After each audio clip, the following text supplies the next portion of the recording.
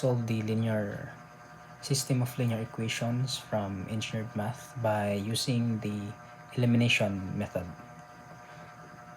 So let's name this one as our first equation and the second one as the second equation.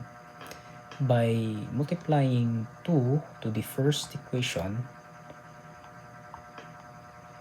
it will yield 4x minus 6y equals to negative 12.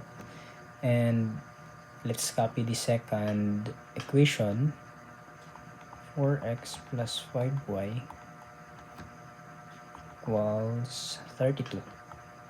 And by subtracting both of the equation, 4x minus 4x is 0. Negative 6y minus 5y will be negative 11y equals to negative 12 minus 32 is negative 44. Both sides of the equation has negative sign, so it can be cancelled out. Mabili na lang is 11y equals to 44.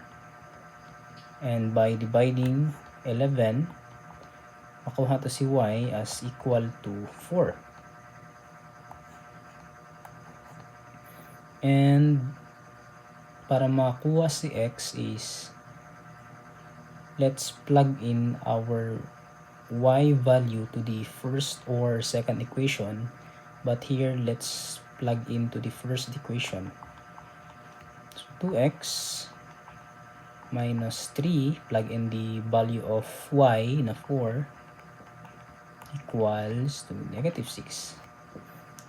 So to simplify, 2x minus 12 equals to negative 6, and transpose the negative 12, 2x minus 6 plus 12. To simplify further, 2x equals to negative 6 plus 12 is 6, and to get the value of x, divide by 2, and we will get the value of x to be 3. And to verify, we can choose the equation number 1.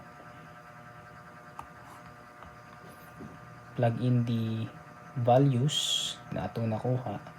So 2 times x3 minus 3 times y, that is 4, equals to negative 6, which is correct.